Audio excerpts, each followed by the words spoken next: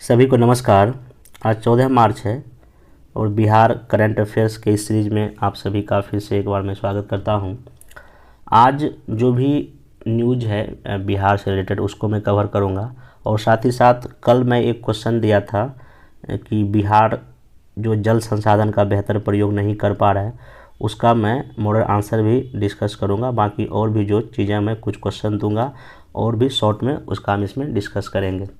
कुछ चीज़ें और बता दूं कि 10 मार्च से ये जो है आपका Bihar daily news analysis series में शुरू किया हूँ यूट्यूब पे और इसका प्लेलिस्ट बना हुआ है 10 मार्च से लेके कल 13 मार्च तक का। जो भी नए हैं जो वीडियो नहीं देखे उनसे रिक्वेस्ट है कि प्लेलिस्ट में जाके वीडियो देख लें।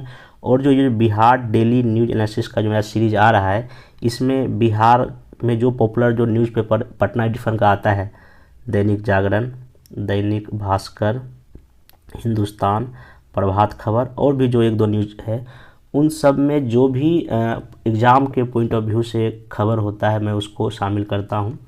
और ये मेनली आपका जो न्यूज़ होता है इसमें जो करंट अफेयर पीटी के लिए, मेंस के लिए और मेंस में जीएस और आपका एसए दोनों और इंटरव्यू होता है। इसलिए जो भी बीपीएससी या और भी अगर बिहार का कोई भी अगर एग्ज़ाम की तैयारी कर रहे हैं उनके लिए जो है ना ये वीडियो काफ़ी हेल्पफुल होगा। और मैं इसमें कर ये रहा हूँ कि सबसे बड़ी बात है कि मेंस के क्वेश्चन को शामिल कर रहा हूँ और उसका मैं मॉडल आंसर भी दे रहा हूँ। इससे बड़ी बात और क्या हो सकती है। इसलिए आप इसका क्या करें, शॉर्ट में जरूर नोट्स बनावें और इसको एक बार पर डे इसको रिवाइज करते चलें। और जब आपका एग्ज़ाम आएगा तो पता चलेगा कि बिहार का चाहे वो पीटी की एग्ज़ाम दीजिए, आप मेंस का दीजिए, तो आपको ना कंटेंट या करंट अफेयर्स को लेकर बहुत अधिक तनाव नहीं होगा। आप बस इसी को मल्टीपल टाइम रिवाइज करके जाएंगे, आपको लगभग क्वेश्चन इसी से बन जाएगा। तो आज का जो है ना एक से और जिनको भी इसका पीडीएफ चाहिए, पीडीएफ का लिंक जो है ना नीचे दिया गया है चैनल का, वहाँ जाकर टेलीग्राम चैनल ज्वाइन कर लें और पीडीएफ वहाँ मिल जाएगा आपको सब कुछ। और बाकी मेरे उस चैनल पे मेंस का, एसए का बहुत भी कुछ मॉडल आंसर प्रोवाइड किया जाता है, तो आप वहाँ से ज्वाइन करके उसका फ़ायदा उठा सकते हैं। अब आइए आज का जो न्यूज़ है न्यूज़ को कवर करने से पहले आज एक क्वेश्चन मैं आपको पहले देता हूँ। ये ना 67th मेंस में जीएस पेपर फर्स्ट में ये क्वेश्चन पूछ चुका है बीपीएससी। क्वेश्चन ये था कि इट वाज जनरली, ऐसा आरोप लगाया जाता है सत्ताधारी रूलिंग पार्टी पर कि वो मिसयूज करती है कॉन्स्टिट्यूशनल इंस्टीट्यूशन का फॉर इट्स वेस्टेड इंटरेस्ट, मतलब अपने निहित स्वार्थ के लिए वो जो भी संवैधानिक संस्थाएं हैं उसका वो गलत प्रयोग करती है, गलत यूज करती है। क्या आप इस कथन से सहमत हैं? इसके सपोर्ट में अगर सहमत हैं या सहमत नहीं है जो भी है, आप इसके जो है ना सपोर्ट में आर्गूमेंट दीजिए। ये क्वेश्चन 67th मेंस में पूछा जा चुका है। अब मैं आज का एक खबर दिखाता हूं, आपको पता चलेगा कि बीपीएससी कितना करंट स्पेसिफिक क्वेश्चन पूछना शुरू कर दिया है। अगर आप पिछले एक साल का अगर करंट अफेयर्स देखिएगा तो उसमें पता चलेगा कि सीबीआई, ईडी, ये जो कुछ जो संस्थाएँ हैं जो कि केंद्र सरकार की एजेंसियाँ हैं, इस पर हमेशा जो विपक्षी पार्टी ये आरोप लगा रही है कि ये जो है ना विपक्षी पार्टी को कमज़ोर करने के लिए जो रूलिंग पार्टी इसका दुरुपयोग कर रही है। तो यहाँ देखिए कल जो बिहार में जो विधानसभा का जो सत्र चल रहा है तो उसमें जो है ना आरजेडी के कुछ विधायक ने जो है ना ये मांग किया है कि अध्यादेश लाकर बगैर अनुमति प्रदेश में सीबीआई, ईडी की कार्रवाई पर रोक लगे। मतलब ये है कि जो सीबीआई, ईडी ये सब केंद्रीय एजेंसी है, अगर राज्य में अगर किसी मामले को इन्वेस्टिगेट करने जाती है तो इनका ये कहना है कि एक नियम बना दिया जाए कि हमारे राज्य में जब भी कभी आइए तो बिना परमिशन नहीं आइए। और ऐसा कई राज्यों ने कानून ऑलरेडी बना रखा है। यहाँ देखिए लिखा हुआ, इन राज्यों में सीबीआई सीधी कार्रवाई पर, मतलब डायरेक्ट जो कुछ ऐसे राज्य ने अलग से कानून बना के कहा है कि नहीं सीबीआई अगर हमारे राज्य में आएगी तो हमसे परमिशन लेगी। ऐसे राज्य का नाम मैं बता देता हूँ, यहाँ लिखा हुआ है सीबीआई को किसी राज्य में सीधी कार्रवाई या फिर गिरफ्तारी के लिए समान सहमति दी जाती है। मतलब समान की भाई हाँ आप आइए, ठीक ना। जिन राज्यों ने जनरल कंसेंट वापस ले लिया है वहां सीबीआई का कार्रवाई के लिए राज्य सरकार से अनुमति लेने की आवश्यकता होती है। छत्तीसगढ़, बंगाल, झारखंड, केरल, मेघालय, मिजोरम, राजस्थान, पंजाब, तेलंगाना सरकार ने सीबीआई को दिए जाने वाले जनरल कंसेंट वापस, मतलब कि यहाँ सिंपल है कि इन राज्यों में अगर सीबीआई किसी भी कार्रवाई के लिए जाती है तो वहाँ के राज्यों को बिना परमिशन लिए नहीं जा सकती है। लेकिन बाकी बिहार में ऐसा कोई भी रूल तो है नहीं। इसलिए जो है ना जो आरजेडी के कई एमएलए का या नेताओं का ये मानना है कि जिस तरह से इन राज्यों में सीबीआई को आने से पहले पूछना पड़ता है, बिहार में वैसा नियम लागू किया जाए। और ऐसा इसलिए क्योंकि अभी कुछ दिनों में जो आरजेडी के नेता या उनके जो फैमिली पे जो परिवार के जो है लोग, उन पर ईडी और सीबीआई का जो छापा पड़ा, इसके वजह से ऐसा डिमांड किया जा रहा है। और यही क्वेश्चन देखिए, अभी जो एग्ज़ाम दिसंबर में हुआ है बीपीएससी 67 का, हालांकि सीबीआई का रेट तो बहुत दिन से पड़ रहा है, तो ये करंट अफेयर क्वेश्चन बना के जो है ना पूछा गया है कि ऐसा क्या आप ऐसा मानते हैं। अब देखिए, ऐसे प्रश्नों को जवाब देने के लिए जब तक आप ये न्यूज़पेपर को नहीं पढ़ेंगे तो आप लेटेस्ट एग्जाम्पल जब नहीं देंगे तो आपका जो है आंसर सही नहीं होगा। इसलिए यहाँ पे थोड़ा सा मैं बता दूँ कि ये जो है सीबीआई है और जो ईडी है और जैसे कि नेशनल इन्वेस्टिगेशन एजेंसी है एनआईए है, ठीक ना, फिर एक सेंट्रल विजिलेंस कमीशन सीवीसी है, मतलब केंद्रीय सतर्कता जो कमीशन है, ये सब है केंद्रीय एजेंसियां।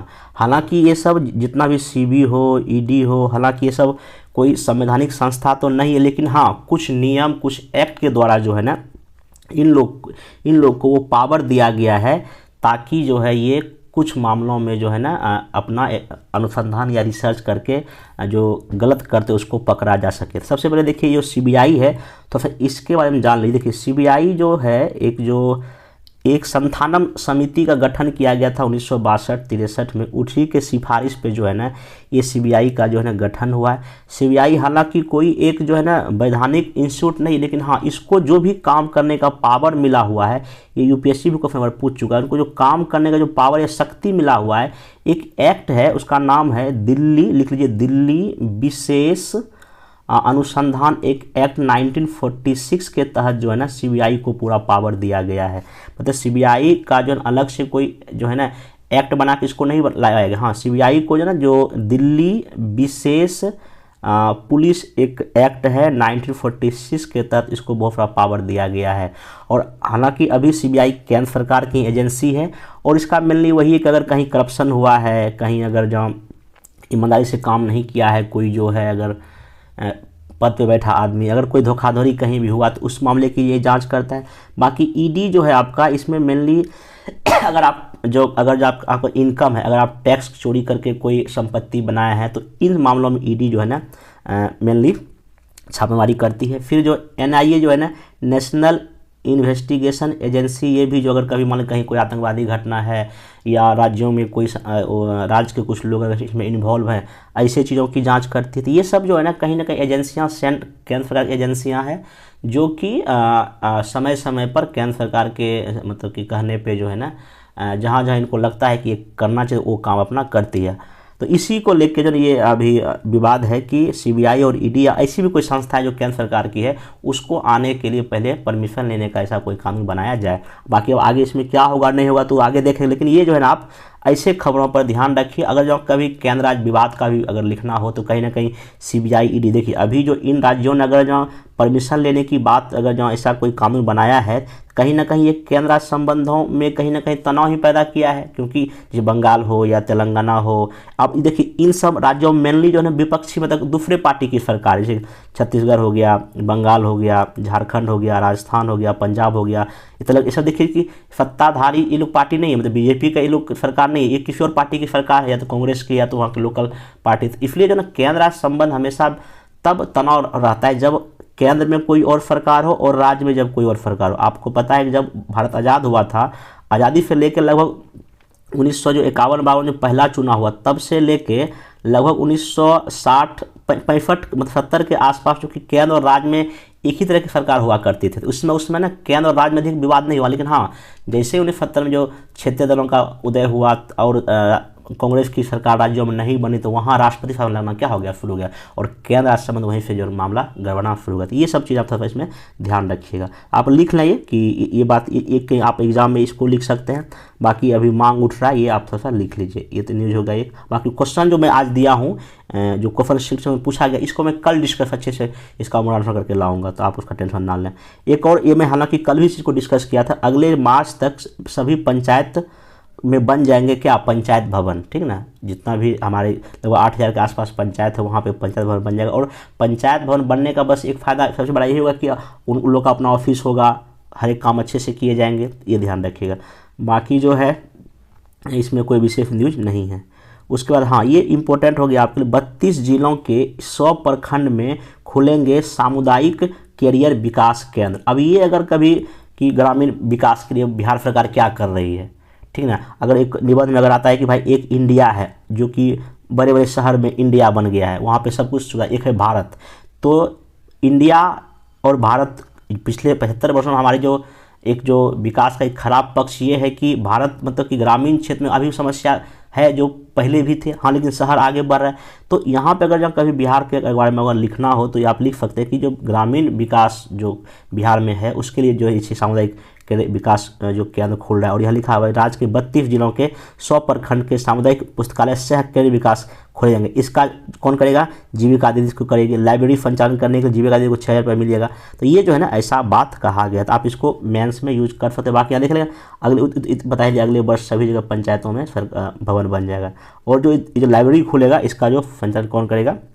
जीविका दीदी करेगी। अब इसका मतलब ये है कि 67 का क्वेश्चन देखिए, जीविका दीदी से क्वेश्चन ऑलरेडी पूछ चुका। मतलब जीविका दीदी जो है ना अब हर एक क्षेत्र में, चाहे आर्थिक हो, सामाजिक हो, राजनीतिक, सब में अपना प्रभाव कहीं ना कहीं दिखा रहा है। तो आप इनको ना निबंध में फॉर्म में आना तय है कि जीविका महिला सशक्तिकरण का एक बड़ा साधन, ऐसा करके क्वेश्चन निबंध जीएस में आना एकदम कन्फर्म, जीएस में आ जाए। ये बार जीएस में पूछ चुका है निबंध, इस बार ज़्यादा चांस है जीविका दीदी से आपको निबंध में आएगा। हालांकि मैं जीविका पर पूरा एक निबंध बताऊँगा वो आगे जब टाइम मिलेगा। तो बाकी जो है ये हो गया। उसके बाद जो है हाँ ये भी एक है कि सूबे के 91 ब्लॉक में हेल्थ एंड वेलनेस सेंटर बनेंगे।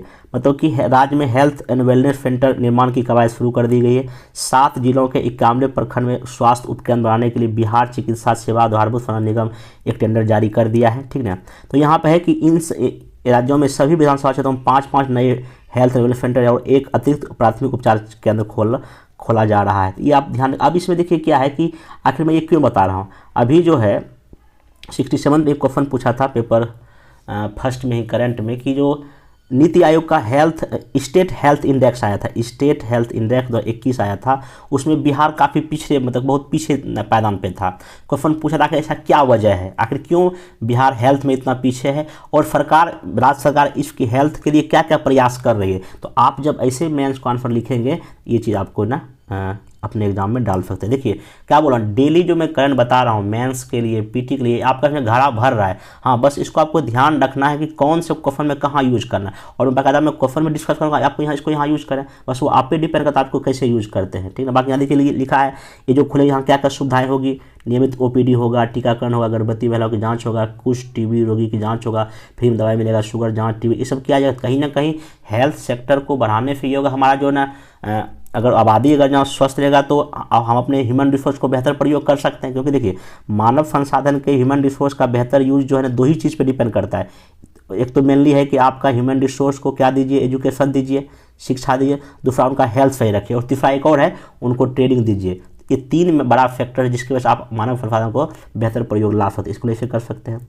नेक्स्ट जो आप आइए एक और, हाँ ये मुख्यमंत्री उद्यमी योजना राज्य के सभी वर्गों के लिए, और आपको जितना भी मुख्यमंत्री SC ST योजना है, मुख्यमंत्री महिला उद्यमी योजना है, युवा उद्यमी योजना, ये जो मुख्यमंत्री जितना भी उद्यमी योजना है इसको आप एक बार अच्छे से देखेंगे। और खुद नीतीश कुमार जी कई बार अपने मतलब कि पब्लिक प्लेस पे इस बात का जिक्र कर चुका है कि ये काफ़ी बेहतर है और बिहार में औद्योगिक परिदृश्य को बदल के रख देगा, ऐसा कुछ इन्होंने बार कहा है, ठीक ना। यहाँ इन्होंने कहा है कि मुख्यमंत्री नीतीश कुमार ने सोमवार को विधानसभा में कहा कि हम लोग उद्यम के लिए 2019 से ही काम कर रहे हैं। अल्पसंख्यक के लिए अलग से इन्होंने कुछ लागू किया है। अब ये सबके लिए है, 50 लाख का इसमें अनुदान मिलता है, 50 लाख का इसमें ऋण दिया जाता है, ठीक ना। ये सब जिक्र बाकी इन्होंने लिखा है कि 2018 में SC ST फिर अति पिछड़ा फिर अन्य पिछड़ा को इसमें जोड़ा गया है जो है। फिर इसमें महिलाओं के लिए अलग से स्कीम चलाया गया जिसमें महिलाओं को 5 लाख का ऋण और 5 लाख का अनुदान में उन्हें शून्य ब्याज लगता है। समान वर्ग के लिए 1% ब्याज लगता है, ठीक ना। तो ये सब आप अगर क्वेश्चन पूछेगा तो आप जो है ना पीटी में पूछ सकते हैं कि हाँ भाई जो मुख्यमंत्री महिला उद्यमी योजना में कितना प्रतिशत इंटरेस्ट रेट है 0% है, ये क्वेश्चन तो पूछ ही सकता है। बाकी समान वर्ग के कितना 1% है। ये सब ना आप जितना भी बिहार सरकार स्कीम होता है आप उसको लिख सकते हैं। चलिए नेक्स्ट चलते हैं। अब ये क्वेश्चन हो गया। अब जो है ना इतना ही आज का न्यूज़ था। एक दो और न्यूज़ होगा, नीचे मैं दिखा देता हूँ। हाँ ये सूबे में खुलेंगे 3417 बाल बाटिका। आपको पता है कि नई शिक्षा नीति आई है, नई शिक्षा नीति के तहत जो 3 वर्ष तक के बच्चों के लिए जो है ना कक्षा इसमें चलेगा। मैं पढ़ के सुना देता हूँ। राज्य में नई शिक्षा नीति के तहत पहले चरण में 3417 बाल बाटिका खोले जा रहे हैं। बाल वाटिका में 3 वर्ष तक के बच्चों के लिए इसी वर्ष से नर्सरी कक्षाएं चालू होगी। बाल वाटिका में बच्चों को बेसिक शिक्षा पर और भाषा और गणित पर जोर दिया जाएगा। तो कहने का मतलब ये है कि शिक्षा विभाग का रिपोर्ट है कि प्रारंभिक शिक्षा में गुणवत्ता विकास के तक में 72,000 प्रारंभिक विद्यालयों में आंगनबाड़ी केंद्रों को संबंध मतलब कि किया जा चुका है। राज्य में शैक्षणिक वातावरण को सुदृढ़ करने के लिए और गुणात्मक परिवर्तन लाने के उद्देश्य से स्वैच्छिक रूप से पाठन कार्य में सहायता देने शिक्षादान योजना लाई जा रही है। राज्य सरकार प्रारंभिक विद्यालयों में बच्चों के विषयगत जानकारी के अलावा उन्हें कौशल विकास से विकसित करने हेतु प्रत्येक शनिवार को सुरक्षित बैगलेस शनिवार की शुरुआत की गई है। ये पीटी में पूछ सकता है। बाकी राज्य में 85 ऐसे मिडिल स्कूल को ऐसा एक मॉडल स्कूल बनाने का बात किया जा रहा है। पटना स्थित भारतीय प्रौद्योगिकी जो है आपका संस्थान के सहयोग से एक मॉडल विज्ञान प्रयोगशाला की स्थापना की जा रही है। पीटी में पूछ सकता है। इनमें से प्रत्येक जिले में एक विद्यालय में चयन कर उसे आवासीय विद्यालय के रूप में विकसित किया जाएगा। राज्य के सभी पंचायतों में उत्क्रमित उच्च माध्यमिक विद्यालय को किया जाएगा। मतलब कहने मतलब शिक्षा के क्षेत्र में काफ़ी जो है प्रयास किए जा रहे हैं। आप अगर जो क्वेश्चन ये पूछेगा हाल फिलहाल में शिक्षा के विकास के राज्य सरकार क्या कर रही है, तो आप यहाँ पर आराम से जो है ना इतना बात लिख सकते हैं कि भाई शिक्षादान योजना लागू किया जा रहा है। 85 माध्यमिक स्कूल मॉडल स्कूल बनने की बात की जा रही है। 72,000 प्रारंभिक जो विद्यालयों में आंगनबाड़ी को जोड़ा जा रहा है और जो है शैक्षणिक शर्त में कई तरह के सिस्टम में सुधार भी किया जा रहा है। आप ऐसे करके चीज़ों को लिख सकते हैं ताकि देखिए वही है, मानव विकास मेरा कब होगा जब हम शिक्षा पर फोकस करेंगे और बिहार पर शिक्षा पर काफ़ी अच्छे फोकस है। आप ऐसे करके चीज़ों को लिख या अगर क्वेश्चन ये पूछ देगा कि नई शिक्षा नीति का इम्प्लीमेंटेशन बिहार में किस प्रकार हो रहा है, तो आप ऐसे बातों को लिखें। और ये देखिए किसी बुक में नहीं मिलेगा, मैं गारंटी देता हूँ किसी बुक में किसी भी मैगजीन के बिहार के में ये सब बात नहीं मिलेगा। ये सब आपको पेपर से, इसलिए मैं कह रहा हूँ इसको लिखिए कि नई शिक्षा नीति के तहत बिहार सरकार ये जितना भी प्रयास है ये सब कहीं ना कहीं नई शिक्षा की नीति तो आप आराम से लिख सकते हैं। और नई शिक्षा नीति क्वेश्चन आएगा, चाहे इससे में आ जाए आपको मेंस में आएगा, आएगा ही क्योंकि कभी इस साल इंप्लीमेंट का ही बात है। चलिए ये हो गया। अब जो है ना कल जो मैं क्वेश्चन दिया था उसका मॉडल आंसर डिस्कस कर देता हूँ शॉर्ट में ताकि आप लोग इसको लिख सकें। देखिए मैं कल दिया था क्वेश्चन बिहार जो अपनी क्या कहते हैं अपनी घरेलू कृषि और औद्योगिक संबंधित आवश्यकताओं के लिए जल संसाधनों का उपयोग युक्तिगत ढंग से नहीं कर रहा है, इसका समीक्षा या रिव्यू करना था। अब इसमें क्वेश्चन का डिमांड सिंपल यही था, पहले आप दिखावें कि बिहार में कितना जल संसाधन है, क्या क्या उसके सोर्स हैं, फिर आप एक प्रमाण या कुछ ऑथेंटिक डेटा के साथ लिखें कि कैसे घरेलू में यूज नहीं कर पा रहे हैं हम, कैसे कृषि में नहीं यूज कर पा रहे हैं, कैसे इंडस्ट्री में नहीं कर पा रहे हैं। फिर आप यहाँ लिखें कि कुछ लिखा कि ऐसा नहीं कि पूरी तरह नहीं हो रहा, कुछ कुछ हुआ भी है, हाँ आगे सरकार इसमें क्या क्या प्रयास करे वो दिखाइए, तब ये टू आगे के राह लिख के आंसर को ख़त्म कीजिएगा। तो आइए इसको मैं एक बार आप लोग को डिस्कस करता हूँ। देखिए भूमिका में आप अपने अकॉर्डिंग कुछ भी लिख सकते हैं, लेकिन फिर भी मैं यहाँ लिख के लाया हूँ कि बिहार धरातल मतलब कि जो सरफेस वाटर है और जो ग्राउंड वाटर दोनों में काफ़ी जल साधन में काफ़ी धनी रिच है, मतलब कि यहाँ पानी की कोई कमी नहीं है। धरातलीय जल की आपूर्ति बिहार में बहने वाली कई नदियाँ का आप नाम लिखिए, गंगा, गंडक, कोसी, सोन, पुनपुन के साथ साथ कई यहाँ झील, चौर, मन आदि जलमग्न क्षेत्र हैं और राज्य में वर्षा भी लगभग 100 से लेकर 150 सेंटीमीटर मोटा मोटी हो ही जाता है। तो कहने का मतलब कि हम जल संसाधन में काफ़ी रिच हैं। उसके बाद आगे एक और डेटा में यहाँ देखिए, मैं बार बोलता हूँ कि जो इकोनॉमिक सर्वे जो बिहार का आता है वो आपके लिए समझिए एक तरह बहुत ही इंपॉर्टेंट बुक है, ना केवल पीटी के लिए बल्कि मेंस के लिए भी, क्योंकि उस सर्वे से डायरेक्टिव क्वेश्चन पूछ देता और नहीं तो उस पूरे जो जितना भी 14 चैप्टर है इस बार के सर्वे में सब कहीं ना कहीं आपके मेंस के लिए बहुत ही उपयोगी। देखो उसी वहीं का एक डेटा है, यहाँ पे मैं लिखा हूँ बिहार आर्थिक 2022-23 के अनुसार राज्य में 968 नहर है, 26 जलाशय है, 10,214 नलकूप मौजूद है। इसका मतलब कि जल संसाधन मेरे पास है। एक सर्वे और कहता है कि बिहार में लगभग 3.38 करोड़ हेक्टोमीटर जो है ना कहीं भूमिगत जल भी अवेलेबल है। तो ये सब जो डेटा हमने यहाँ पर लिखा है ये सब ये बता रहा है कि बिहार जो है ना वाटर रिसोर्स में काफ़ी रिच है। और मैं ऑथेंटिक डेटा यूज किया हूँ और इकोनॉमिक सर्वे का डेटा मैं यूज किया हूँ, कहीं से नहीं। और ये सब आपको कहाँ मिलेगा, ये सब किसी किताब में नहीं, आपको यहीं पर मिलेगा। और यहाँ पे आप थोड़ा सा ना इस जगह एक मैप बना सकते हैं कि जो नदी का दिखा सकते हैं, नदी में पानी कहाँ कहाँ इसको हल्का सा गंगा नदी, कोसी, पुनपुन से दिखा दिए मैप में, और यहाँ लिखिए कि जल संसाधन ऐसा करके, ठीक। तो इस प्रकार बिहार जल संसाधन पर अपार है, मतलब बहुत ज़्यादा है, फिर भी इनका जो ना हम लोग लॉजिकल यूज नहीं कर पाए हैं।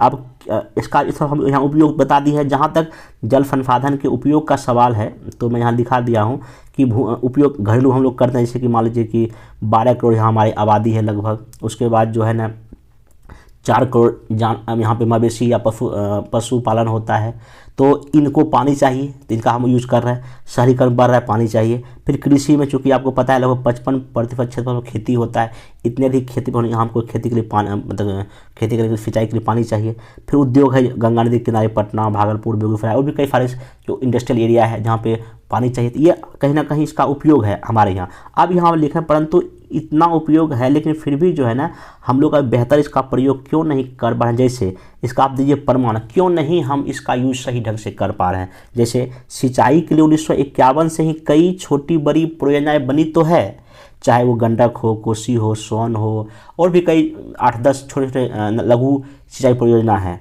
परंतु क्षमता का लगभग वही 30 से लेकर % के आसपास हम लोग यूज कर पाए। क्षमता बहुत ज़्यादा है लेकिन यूज अभी मुश्किल से 30 से 35% हम कर पा रहे हैं। इसका मतलब ये है कि हम सही ढंग से इसका यूज नहीं कर पा। दूसरा, बाढ़ सूखा की समस्या हर एक साल आती है और इसके वजह से कहीं ना कहीं आपदा आती है, और यहाँ हमेशा मतलब इसका मतलब ये है कि जल प्रबंधन का अभाव हमारे यहाँ, मतलब अगर एक ही समय सूखा भी पड़ जाता है और बिहार में बाढ़ भी आता है, इसका मतलब कहीं ना कहीं चीज़ हमारे लिए बेहतर नहीं है, हम उसका ना वाटर मैनेजमेंट नहीं कर पाते। अगला है जल जमाव की कई जगह समस्या, जो जल जम गया, जो इकट्ठा हो गया, उसका कोई विशेष यूज नहीं हो पाता है, वो ऐसे साल भर पड़ती पर आ जाता है, जो कुछ काम को यूज करना चाहिए। अगर इसी जल जमाव पर अगर हम कुछ बेहतर मत्स्य पालन कर पाएँ और भी मखाना की खेती अगर ऐसा कुछ कर पाएँ तो कितना अच्छा रहेगा।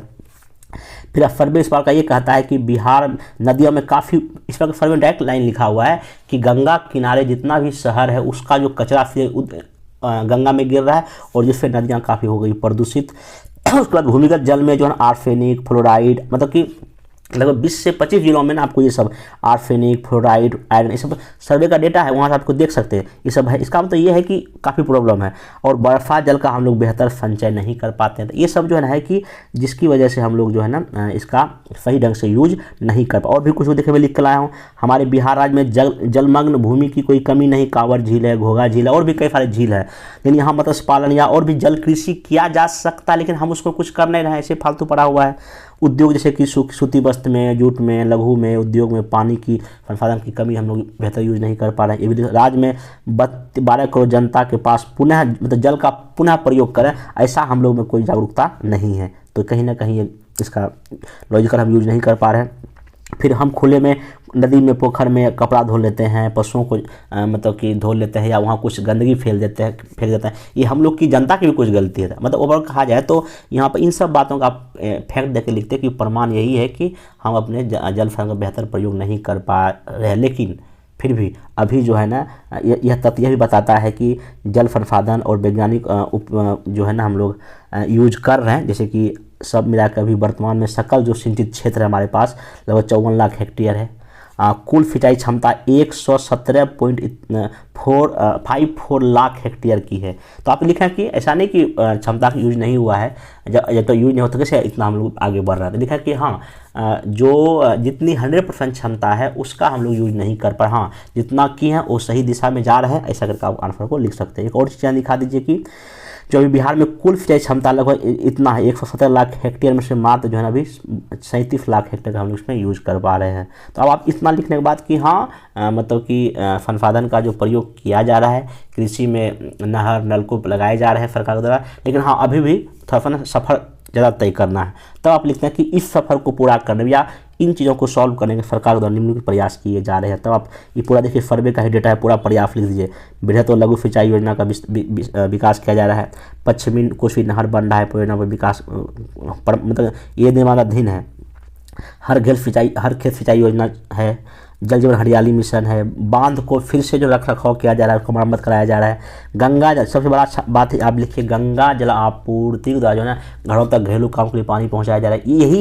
यही है इसका मतलब जो अभी जो गंगा जल आपूर्ति है ये कहीं ना कहीं युक्त जल यूज करने का एक सबसे बेस्ट एग्जाम्पल है, नहीं तो ऐसे पानी बर्बाद हो रहा था हम लोग का।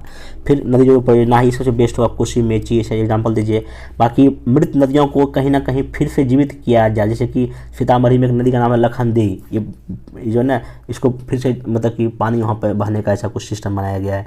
राज्य सरकार के सभी विभाग बर्फा जल संग्रह पर ध्यान देने में कल आपको बताया था जितने विभाग लगभग सब उन्होंने वर्षा जल को बचाने का प्रयास कर रही है।